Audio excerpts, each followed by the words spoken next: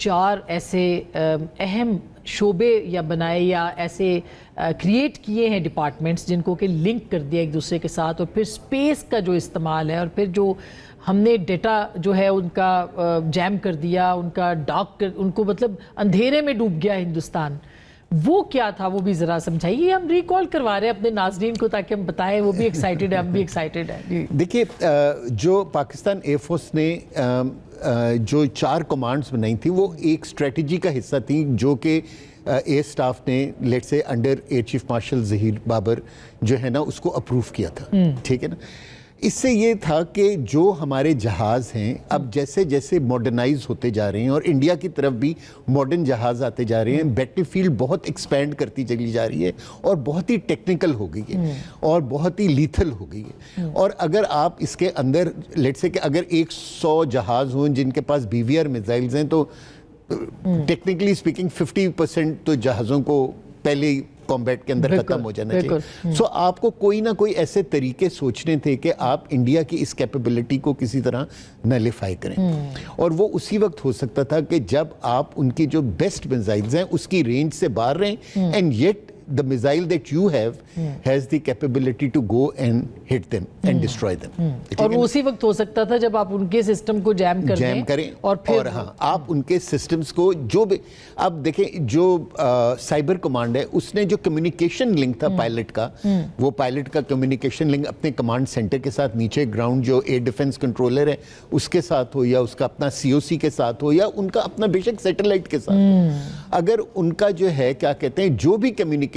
Link ہے اگر آپ اس لنک کو جیم کر دیتے ہیں یا ڈی گریڈ کر دیتے ہیں تاکہ پائلٹ کوئی آپریشنل ایکشن نہ لے سکے, تو آپ نے اپنا مقصد حاصل کر لیا. بیکاز ایریل کمبیٹ جو ہے نا وہ 3 سے 4 منٹ سے زیادہ کی ایکچولی نہیں ہوتی, سو ان کے اندر سیکنڈز ڈو میٹر,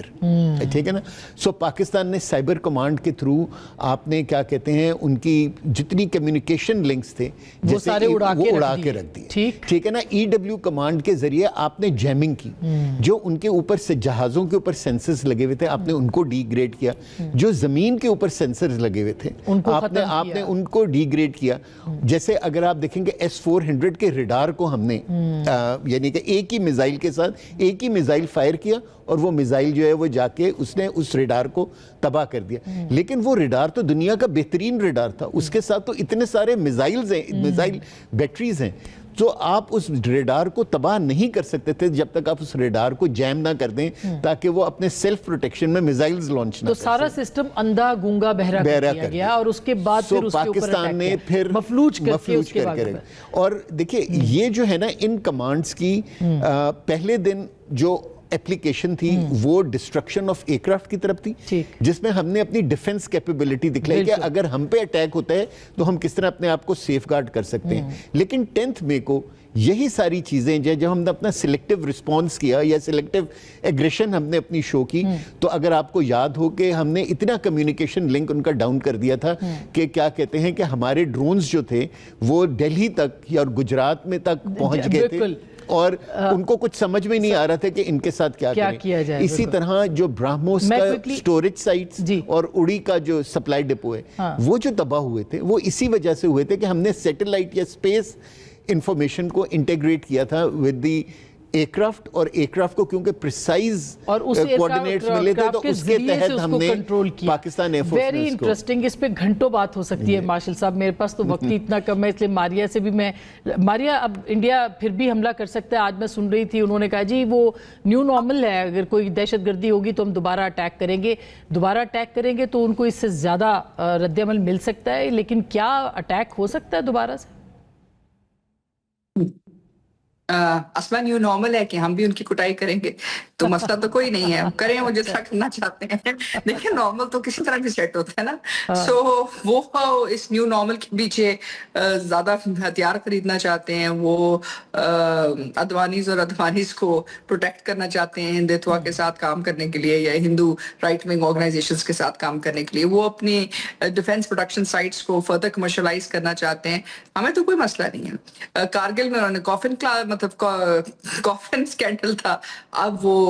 اور چیزیں خریدنا چاہتے ہیں تو ایک وقت آئے گا کہ کوئی سیریس ڈیفینس انڈسٹری انڈیا کو کوئی چیز دینے کے لیے تیار نہیں ہے. جتنا بڑا امپیکٹ رافیل نے اٹھایا ہے اس جنگ کے اندر وہ شاید کسی اور نے نہیں اٹھایا. اس لیے اور S-400 کی تو بات ہی نہ کریں, یعنی یہ پرائزڈ ویپنس تھے, جو برہموس ہو گیا, یہ تمام ویپنس کو آپ دیکھ لیں, اگر آپ ان کو استعمال نہیں کر سکتے, ایڈوانس پلیٹ فارمز کو استعمال نہیں کر سکتے,